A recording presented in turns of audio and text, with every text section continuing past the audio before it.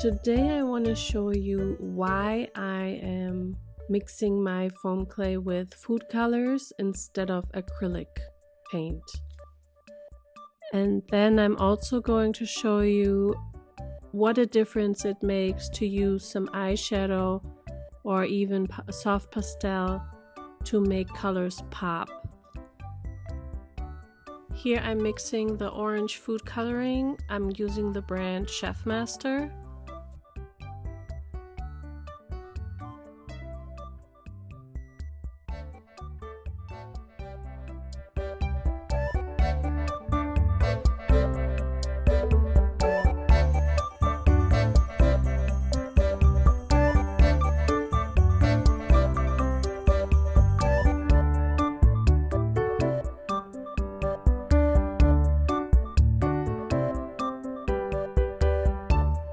And then I did the same thing with acrylic paint.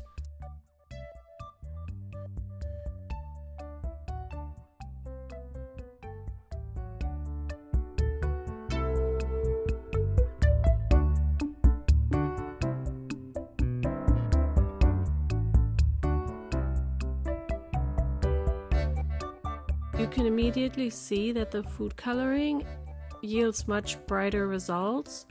But that's not always the case. We will get to this later. The foam clay started to become stiffer and stiffer, and it started ripping. So it's losing its stretch due to the paint that I've been adding to it.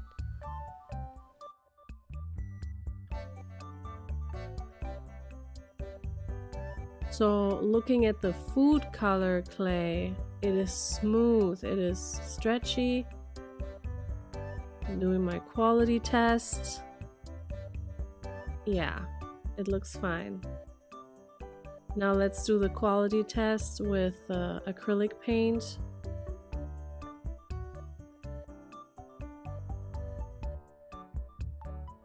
And looking at it side by side, the food color clay clearly looks smoother and much better quality than the acrylic paint. So that's my main point why I use food coloring instead of acrylic paint.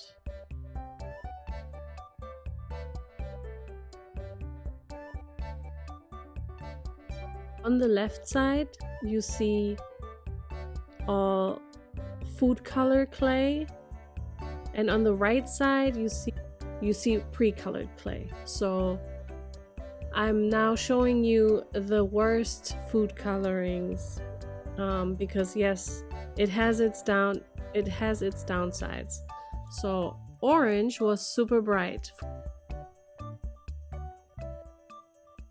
and brown is also extremely pigmented.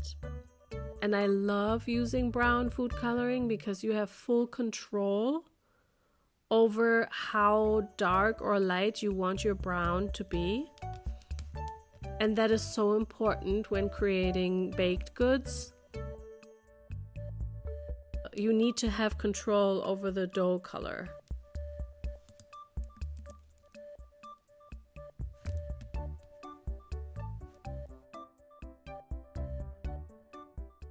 To get away with those paler colors, I shade my creations to make the colors pop.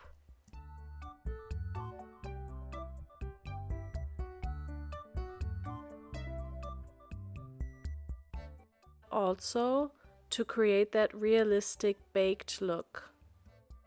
One important thing when you do the shading like this, you want to use a very small amount. So you dip your brush and you shake off excess first. It's better to go lighter and build up a coat instead of doing what happened here. I did too much and then it almost looks like burnt. So definitely go lighter on the powder and just go over more often, because you can build up, but you can't really take away.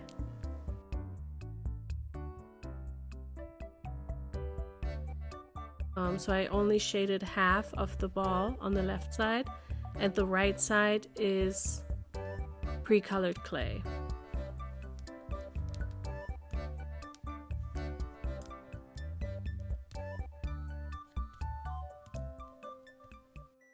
Another drawback of food coloring is unfortunately that when you put a very dark mixed clay like this dark green right next to a lighter clay, then it might bleed a little bit. And it's hard to see on this picture, but it did bleed a little bit.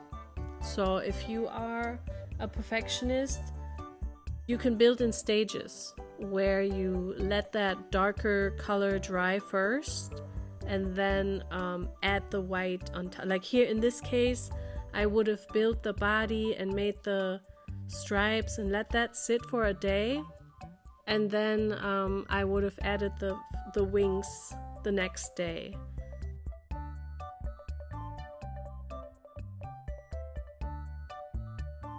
As long as you shade your creation right after you make it, the pigments will not come off.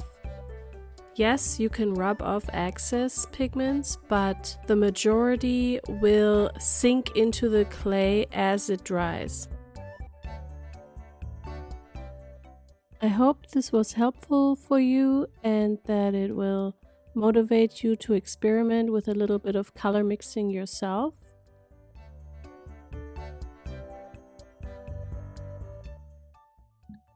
In the next video, I will talk about troubleshooting foam clay consistency. Thanks for watching, and I hope to see you in the next video.